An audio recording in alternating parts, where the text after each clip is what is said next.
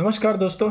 आज हम बात करने वाले हैं प्रमोटर से एओ बोर्ड को सोसाइटी हैंडओवर और आईएफएमएस के ट्रांसफ़र में विलंब की। आईएफएमएस एक बहुत ज़रूरी फंड है।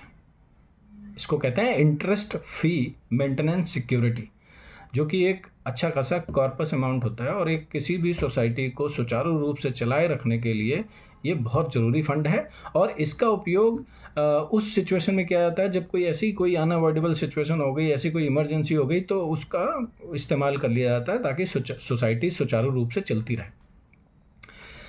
जी हाँ, आज मैं बात करने वाला हूँ Gaur City integrated township plot GH01 sector 4 Greater Noida West की एक पॉकेट GC5 की, जहाँ पर पहला पोजीशन 2014-15 में हो गया था और समय समय पर तरह तरह की ज़रूरी मेंटेनेंस सर्विसेज को बाधित करके प्रमोटर ने सोसाइटी में निवासियों के बीच असहज माहौल बनाकर आखिरकार 2019 में चुनाव कराकर एओ बोर्ड बनवा दी। और जो सोसाइटी का जो चुनाव हुआ था उसमें 10 लोगों का चुनाव कराया और सोसाइटी को 8 लोगों से रजिस्ट्रेशन करवा दी। आज हम लोग सन 2025 में बैठे हैं और लगभग 6 साल होने जा रहे हैं। तब से लेकर अब तक 4 एओ बोर्ड अपना कार्यकाल पूरा करने जा रहे हैं। 5वें एओ बोर्ड के इलेक्शन की तैयारियां शुरू हो चुकी हैं। इलेक्शन कमेटी बनने, इसके लिए नॉमिनेशन की प्रक्रिया भी चालू हो चुकी है। 31 मई 2025 तक इलेक्शन कमेटी के लिए नॉमिनेशन देने हैं। आज तक प्रमोटर ने सोसाइटी का हैंडओवर नहीं किया। आइए जानते हैं इसके क्या कारण हो सकते हैं। GC5 में अब तक के सभी एओ बोर्ड, 4 एओ बोर्ड बन चुके हैं 2019 से। सभी एओ बोर्ड ने हैंडओवर के बारे में काफ़ी समझदारी और जागरूकता का परिचय दिया है। इसके लिए वो बधाई के पात्र हैं। लगभग सभी का एक जैसा स्टैंड रहा है, कंसिस्टेंसी रही है।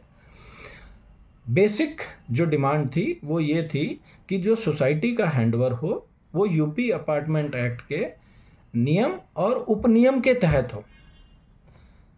सोसाइटी का हैंडओवर प्राधिकरण greater Noida industrial development authority की देखरेख में हो, जिससे ये सुनिश्चित किया जा सके कि ये उसी सोसाइटी का हैंडओवर होने जा रहा है जिसका उन्होंने ओसी ऑक्यूपेंसी सर्टिफिकेट तथा अप्रूव्ड मैप दिया है। सोसाइटी के हैंडओवर के साथ उसकी जो फैसिलिटी है, फैसिलिटी लैंड, लाइसेंसी फैसिलिटी लैंड, उसका भी हैंडओवर हो। ये एओ बोर्ड का डे 1 से स्टैंड रहा है। आईएफएमएस का जब भी ट्रांसफ़र हो प्रमोटर से एओ बोर्ड को, उसका 100% पैसा बगैर किसी कटौती के वो करें, क्योंकि उन्हें, हम लोगों को पता है कि वो एक हेड का पैसा दूसरे हेड में नहीं काटा जा सकता। हाँ, अगर कोई तथाकथित मेंटेनेंस ड्यू है जो कि प्रमोटर को देनी है, वो लिस्ट साझा करें एओ बोर्ड को। एओ बोर्ड उस पर विचार करेगी। अगर वो कोई जायज़ मांग लगती है तो ज़रूर वो करेंगे, पर आईएफएमएस से काट कर नहीं। क्योंकि ऐसा देखा गया है कि जिन सोसाइटीज़ का पूर्व में प्रमोटर से हैंडओवर हो गया है, इसी प्लॉट के अन्य पॉकेट्स का प्रमोटर एक ही है, प्राधिकरण एक ही है, तो वहाँ पे आईएफएमएस से इलेक्ट्रिसिटी कनेक्शन के नाम पे फंड काटा गया है। इलेक्ट्रिसिटी कनेक्शन का फंड पहले ही ले लिया गया था, जो कि 5,000 रुपये पर केवीए के हिसाब से ले लिया गया था। तो 5 केवीए बाई डिफ़ॉल्ट है ग्रिड से, तो 25,000 वो ले लिया गया था, उसके बाद भी काटा गया है।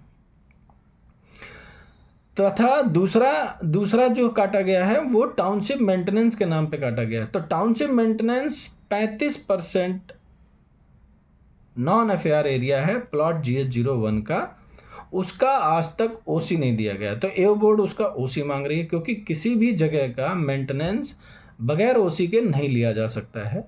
और वो टाउनशिप मेंटेनेंस कॉस्ट है, ना कि टाउनशिप कंस्ट्रक्शन कॉस्ट है, क्योंकि कंस्ट्रक्शन आज तक चल रहा है। आईएफएमएस फंड से कोई भी कटौती नहीं होनी चाहिए, इसमें बिल्कुल क्लियर है। 2014-15 से लेके अब तक प्रमोटर के खोखले वादों से लोग भली भांति परिचित हैं।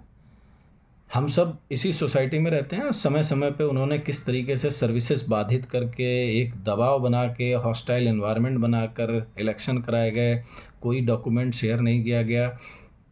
अब जिनका हैंडओवर हो चुका है और उनको समय समय पे अलग अलग प्रलोभन भी दिए गए थे, जैसे कि हम सोसाइटी का पूरा पेंट करा देंगे, करा देंगे फ्यूचर पर, और ये बोला गया कि 90 दिनों के अंदर करा देंगे। और किसी सोसाइटी का हैंडओवर हुए 2 से 3 साल हो चुके हैं, किसी किसी का 3 से 4 साल हो चुके हैं, और आज तक लोग अपने आप को छला हुआ महसूस कर रहे हैं और वो 90 दिनों का इंतजार आज तक कर रहे हैं। वो 90 दिन कब आएंगे जब प्रमोटर ने जो हमसे वादे किए थे वो पूरे कर देंगे।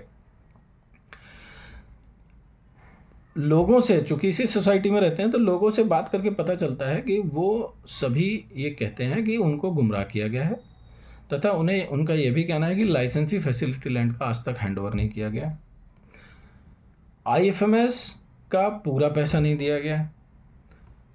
तो अब सवाल ये है कि आप इसमें कटौती कैसे कर रहे हैं, किस नियम के तहत कर रहे हैं।